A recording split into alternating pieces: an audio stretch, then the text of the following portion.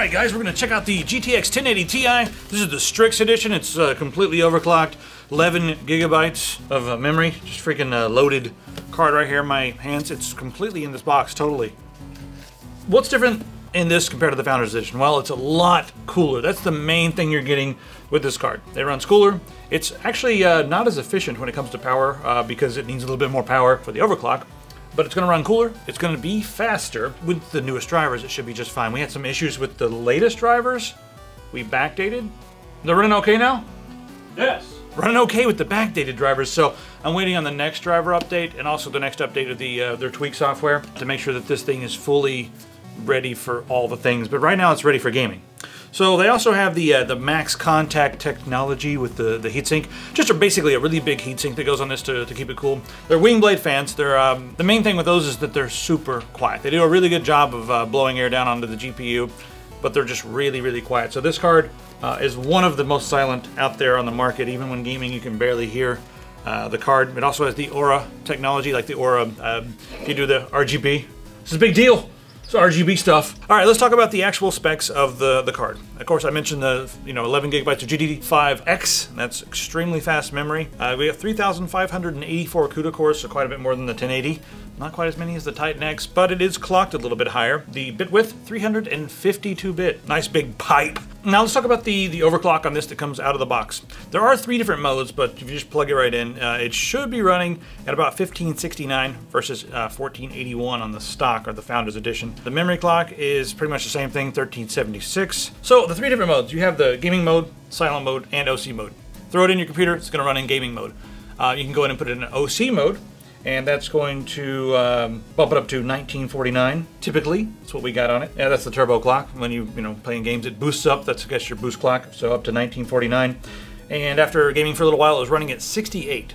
So that's a lot better, even when it's overclocked than the Founders Edition. Oh, by the way, the fan was running at 40% right there because it automatically adjusts the fan to make sure that the thermals are okay. Gaming mode. We were getting about 1923, so not that different than the OC mode, and we're not really seeing too much of an FPS difference, but whatever. Running at 61, so really nice there on the thermals. And it's also pulling 302 watts. I forgot to mention the OC mode was pulling 327 watts at max load. Then if you go to silent mode, it turns the fans down. So it's running a little bit warmer at 64 degrees Celsius on average, and the clocks are 1911. So again there's not a lot of variance in the clock speed, but silent mode for some of you out there might be a nice way to keep everything nice and quiet, but you're still getting extreme performance because it's 1080 Ti. And the fans on this are already really quiet, but running at 35% there, or I'm sorry, 34% there. In silent mode, not too bad. Pulling 287 watts right there with that. All right, let's look at the ports on the back. We've got 2 HDMI 2.0B, so those are nice. We've got DisplayPort 1.4. We have 2 of those, and we also have a dual link DVI port on the back of this. Pick your favorite 4 and go to town there. Now I do want to note, out of the box, you have no VGA support. These are all digital outputs, so sorry VGA people. One guy out there who's going to be buying this for VGA. Sorry, dude. I need 9,000 FPS in Counter-Strike. So that's the card itself. If you guys want, like a full breakdown of all the technology, you can go back and watch our overview of the 1080 Ti. We're not going to cover all that in this video. But now it's time to go over to Josh and check out the performance characteristics of this card and some benchmarks and whatnot. The biggest selling factor of this card right now, writing down on paper again.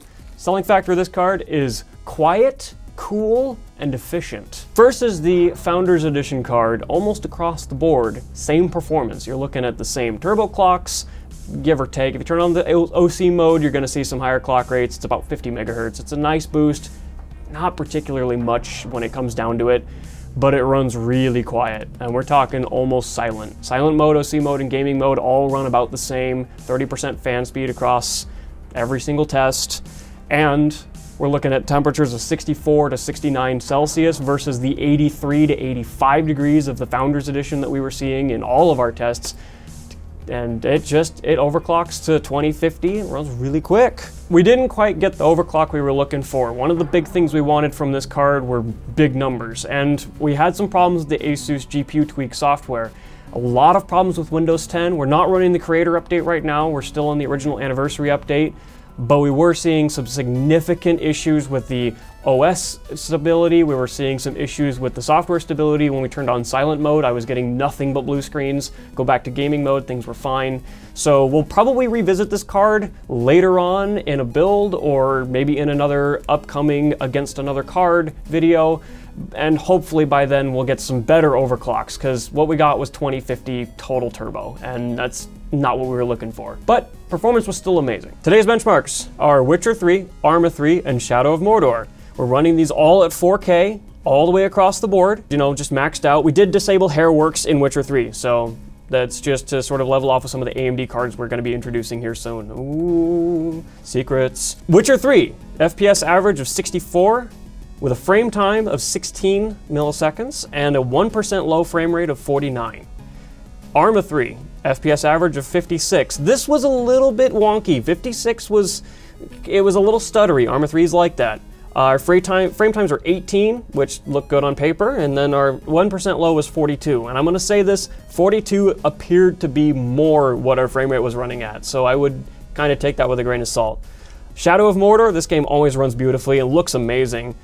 71 FPS average, 14 milliseconds frame time, and our 1% low FPS was 58. On this card versus the Founders Edition, our game performance was across the board very similar.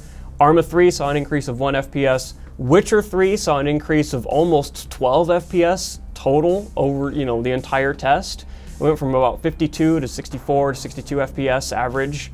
And that really has to do with the new drivers. NVIDIA's been releasing a lot of new game-ready drivers, and they've been introducing a lot of updates to their previous games in the lineup. And Witcher 3 is one of those NVIDIA GameWorks games that sees updates every single time there's a new driver. While we tested the Founders Edition a month ago, the drivers weren't as mature. Now they've matured again, and Witcher 3 is seeing some significant improvements. So good news for anybody who's still playing that game. All right, thanks, Josh. So there you have it. Very fast card, and waiting for some more mature drivers. Like I said, depending on when you watch the video, it's probably going to be fine, but if you buy it on like right now, you want to backdate your drivers because that's where we had the best performance with the fewest crashes. Anyway, hell of a card. Let us know what you guys think in the comments. Grab a t-shirt like this.